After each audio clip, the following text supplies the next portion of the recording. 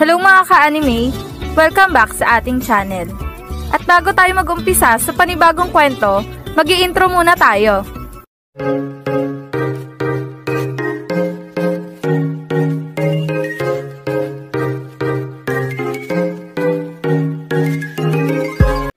Bago natin simulan ng panibagong kwento ng International League, gusto ko lang sanang humingi ng pabor sa inyo na sana tulungan niyo akong i-boost ang video na to. Sa simpleng pag-share lang ng ating video ay napakalaking tulong na nito sa akin. At gusto ko lang sanang ipaalala sa inyo ng paulit-ulit na ang kwentong ito ay isang fan-made lamang na nabasa ko lang sa isang site at hindi ito kasama sa totoong kwento ng Slam Dunk.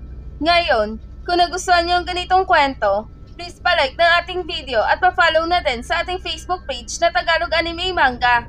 Tara, umpisahan na natin ang Chapter 181 ng International League. Nagawa ang masupalpal nitong si Hanamichi, itong si Jade. Habang itong si Ryota naman ay nagawang makuha ang bolang ng supalpal nitong si Hanamichi.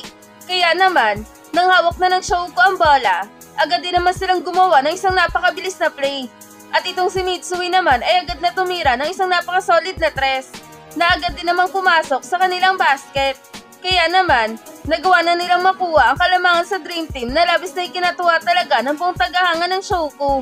At labis na ikinagulat naman ng ibang manonood sa loob ng court. Grabe! Sobrang husay ng mga manlalaro ng Shouko. Nagawa na nilang makuha ang kalamangan sa Dream Team. Kanina lang halos 8 puntos ang lamang ng Dream Team sa kanila. Pero ngayon, talaga namang pinatunayan nila na mahusay sila at kaya nilang makipagsabayan sa semifinals. Mukhang madedehado pa ata ang Dream Team dito ah. Yan ang usapan ng mga manonood na talaga namang namamangha sa mga manlalaro ng Shouko. Habang itong si Ryota naman ay biglang nilapitan itong si Mitsui. Ayos ka talaga Mitsui. Talaga namang sobrang ganda ng ginawa mong pwesto sa tres ah. Ngayon, nagawa na nating makuha ang kalamangan sa kanila. Sana magtuloy-tuloy na ito. Tama ka nga dyan, Kulot. Ang husay ng ginawang tira nitong si Michiboy. At talaga namang nakakasabay na siya sa mga malalaro dito. Buti naman Michiboy, hindi ka na ganun kabilis mapagod. Ngayon, mukhang nag-ensayo ka ng gusto para tumaas ang stamina mo ah. Yan naman ang sabi ni Hanamichi. Tama ka Hanamichi, nag-ensayo ako ng patago para lamang makamit ang ganitong stamina. Ngayon, humanda na sa atin ang mga malalaro ng Dream Team na yan. Dahil tayo naman ang tatambak sa kanila at magpapaulan talaga ako ng maraming tres dito. Yan naman ang sabi ni Mitsui. Habang itong coach ng Dream Team ay talaga namang naiinis sa kanyang kinauupuan. Nakaka-assert na itong number 10 at number 14 na to ah. Pati na rin itong number 7 ay nakakabawi na din sa kanyang laro. Mukhang nagsisimula na rin sila mag-seryoso sa laban na to. Kailangan na ba talaga may gawin ako para bumalik ang laro ng aking mga bata? Yan ang sabi ng coach ng Dream Team sa kanyang sarili. Sa kabilang banda naman, hawak na ng Dream Team ang bola at tinadala na ito ni Jade papunta sa kanilang basket. Habang itong si Ryota naman ay inaantay na itong si Jade na makalapit sa kanya. Kailangan magawa ulit namin sila mapigilan dito upang tuluyan na nga namin makontrol ang laban na to. Kaya naman, dapat mabigilan ko ang lalaki ito sa paggawa ng play. Yan ang sabi ni Ryota sa kanyang sarili habang inaantay itong si Jade na makalapit sa kanya. Hindi dapat kami mapigilan ng Shouko sa pagkakataon na to. Dapat may gawin din ako para makagawa kami ng play. Dahil kapag nagawa na naman kaming mapigilan ng Shouko, siguradong madedehado kami sa unang half na ito. Kaya naman, dapat talaga may gawin ako upang hindi nila magawang makuha ang bola sa amin. Yan naman ang sabi ni Jade sa kanyang sarili, sabay sumigaw ng malakas. Okay team, humanda kayo! Isang mahinaon at isang solid na play ang gagawin natin sa Shouko. Ngayon, sisiguraduhin natin na hindi nila tayo magagawang pigilan sa posisyon na ito. Kaya naman, humanda na kayo mga kasama dahil atin ang posisyon na ito. Yan ang sigaw ni Jade, sabay atake ng sobrang bilis sa depensa ng Shouko. Habang itong si Ryota naman ay dali-daling dumipensa na mahigpit kay Jade. Hindi ka makakagawa ng play dito Jade dahil pipigilan kita kahit na anong mangyari. Yan ang sabi ni Ryota. Sabay sundot sa bolang hawak nitong si Jade. Ngunit, laking gulat nitong si Ryota. Dahil na nga sa biglang idrinibble ni Jade ang bola at inilusot ito sa magkabilang binti ni Ryota. Sabay isang napakabilis na spin moves at puwas sa bolang inilusot nito sa hita ni Ryota. Ano? Nagawa niya pang maiwas ang bola sa akin? At nagawa niyang mailusot ito sa mga hita ko? Nakakaasar! Patay na! Hindi ko na siya magagawa pang mahabol sa posisyon na ito. Yan ang sabi ni Ryota sa kanyang sarili. Na talaga namang nagulat sa ginawang paglusot nitong si Jade sa bola sa hita niya. At nang nakalusot na nga itong si Jade kay Ryota, agad naman itong tumalon na takbang gagawa ng isang jump shot. nang biglang sumulpot itong si Mitsui sa kanyang gilid at talaga namang pilit siya nitong sinasabayan sa ere. Hindi ka makakapuntos dito, Jade! At kung nagawa mong mailusot ang bolang yan kay Miyagi, pues sa akin di mo yan magagawa dahil susupalpalin kita sa posisyon na ito. Ngayon, humanda ka, Jade, dahil isang supalpal ang matatanggap mo mula sa akin. Yan ang sabi ni Mitsui na talaga namang sinasabayan itong si Jade sa ere. Nang biglang ngumiti itong si Jade. Kumagat kayo sa pain ko. Ngayon, kami naman ang gagawa ng puntos dito. At oo, inaamin ko na mahusay nga kayo. Pero kulang pa rin yan. Dahil madali pa rin namin kayo matatalo sa laban na to. Yan naman ang sabi ni Jade. Sabay hugot sa bola at nalugpas nito papunta kay Gintoki. Ano? Patay! Hindi ko inaasahan na magagawa niya pang maipasa ang bola. Akala ko talaga matataranta siya sa ginawa kong pagsabay sa kanya. Nakakainis! Libre na tong si Gintoki sa tres.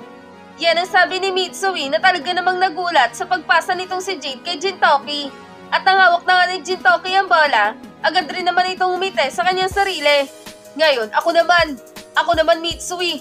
Ako naman ang magpapakitang gilas dito. Panoorin mo ang gagawin ko. Dahil sisiguraduhin ko sa'yo na mas mahusay ako kumpara sa'yo sa tres. Yan ang sabi ni Gintoki sa kanyang sarili. Sabay tumalon at tumira ng isang palubon na tres sa kanilang basket. At dahil sa nalibre na nga itong si Gintoki, nagawa nitong maipasok ang kanyang tres sa kanilang basket na naging dahilan upang maitablang nga nila ang score sa Shoku. At itong buong tagahanga ng Dream Team ay talaga namang sobrang lakas ng sigawan para sa kanila. Ayos! Mabuti naman at nakabawi ka, Gintoki, sa may number 40 na yan. Akala ko talaga hayaan mong mamain ka ng mga yan. Sige, ipagpatuloy mo lang yan. Magpasikat ka din sa kanila. Yan ang nakangiting sabi ng coach ng Dream Team. Habang itong mga malalaro ng Dawan ay may napansin sa mga malalaro ng Shoku. Masyadong finofocus ng Shoku mata nila dun kay Jade. Hindi porkit magaling ito sa dribbling ay siya na ang gagawa ng lahat. Dahil meron pa namang mahusay na malalaro itong Dream Team. Kaya naman, dapat lahat sila ay maging alerto. Yan ang sabi ni Yamato. Tama ka nga, Yamato. At dahil sa ginagawa nila na yan, nagkakaroon tuloy ng open ng Dream Team. Kaya naman, nalilibre sila at nakakagawa din sila ng puntos. Sayang ang ginagawa nilang play kung magpapadali sila lagi kay Jade. Yan naman ang sabi ni Misai.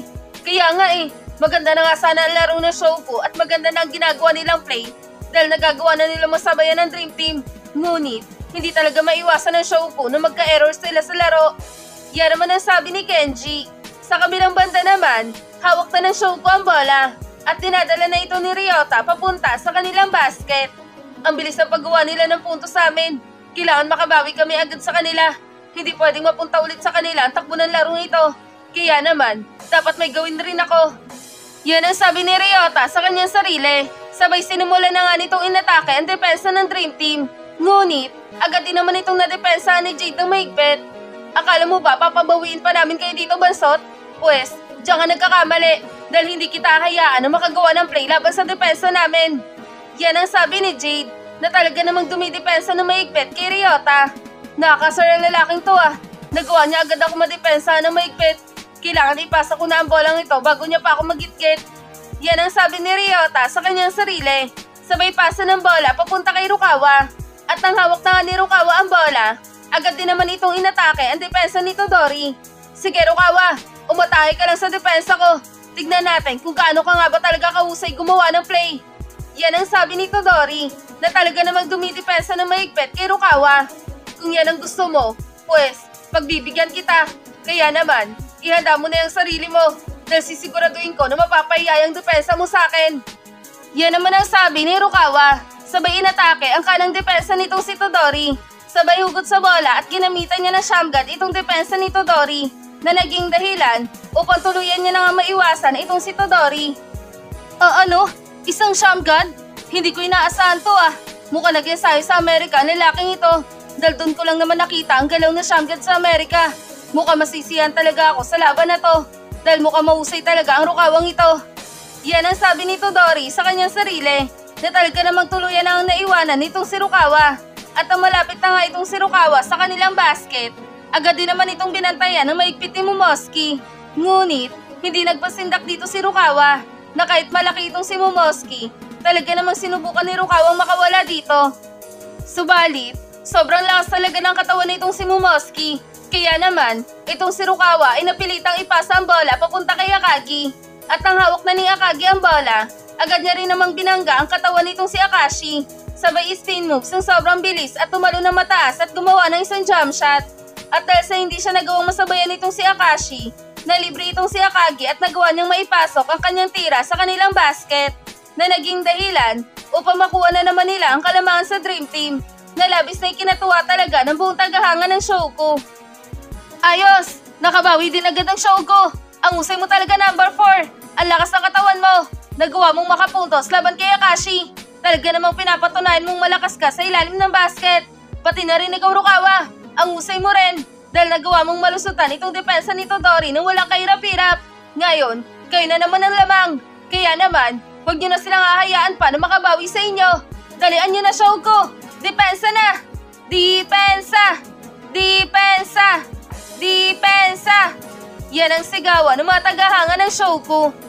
At dito na nagtatapos ang Chapter 181 ng International League.